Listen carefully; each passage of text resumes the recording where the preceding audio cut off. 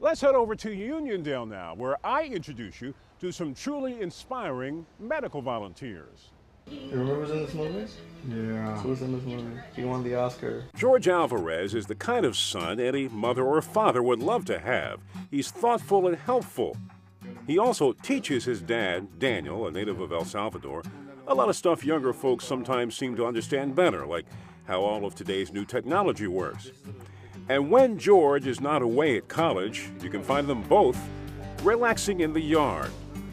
But perhaps the most important thing they do together is to take a walk, a few blocks from their Uniondale home to a place that has made a world of difference for Daniel, a difference between pain and comfort, sickness and health. Tell me if it hurts you when I go like this. Yeah.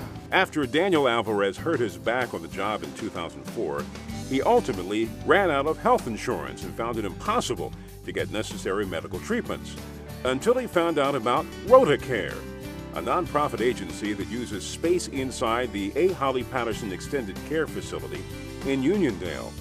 At RotaCare, their motto is free health care for people in need, which definitely includes the Alvarez family. The bills were stacking up. Put out your head straight. My dad received everything from patient doctor visits to medication to other specialists outside RotaCare, and that was all free for us. So it was a burden lifted off of us and our family. Alvarez, like many Long Islanders and other Americans, fall through the cracks when it comes to health coverage. They are, for one reason or another, not able to get medical attention, and often depending on emergency rooms for care, which ultimately drives up the cost of health care for everybody. But with RotaCare, medicine, tests, all free, with care provided by volunteer doctors and nurses. People here need this place. I've met so many people here that come in day out asking for help. And that includes people like Chrissy, who does not want her face shown. She's another longtime RotaCare patient. This place is a lifeline for her. She has a job, ironically at a pharmacy, but her company offers no health coverage, and she makes too much for government assistance, yet not enough to buy private insurance. So she's been coming here for 8 years now. I was able to stay on Cobra for a couple of months, but it's so expensive that I had to give that up. And I hadn't seen a doctor for a couple of years, and I wasn't feeling well, and they did get me an appointment, and I've been here ever since. I don't think I could survive without RotaCare. They saved my life. I was diagnosed with type 2 diabetes. I have asthma. I have high blood pressure. Thank God everything is under control now. But without RotaCare, I would have nowhere to go. One of the medical people running RotaCare is nurse practitioner Marianne Sherrill, who is a clinical director and not collecting a paycheck for her work. She's been volunteering here since the beginning in 1996, when RotaCare started at the Mary Brennan Inn in Hempstead. She moved with the program to its present location on Jerusalem Avenue in Uniondale. RotaCare uses donated space there. The people you see in the waiting room are human beings like everyone else, and they have the same medical problems as people that are insured. And these people, they have chronic illnesses that aren't being cared for, and when they come into us, they are already damaged. Many of them, they'll have heart problems because they had untreated diabetes.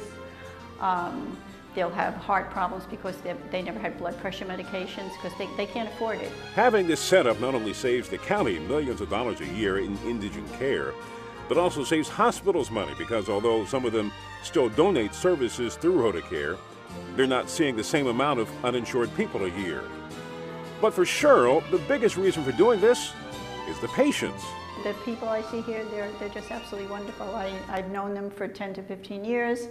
I know about their families, I know about their problems, they know about my problems, and it just is a wonderful feeling to be able to help them. Perhaps not so surprising, another one of the volunteers is George Alvarez.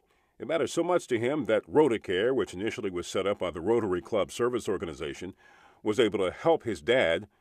He decided he wants to be a doctor, and in the meantime has been offering his services doing clerical work and translating for patients. Thank you. Yeah, that's it. If you need any other medication, they will call you down.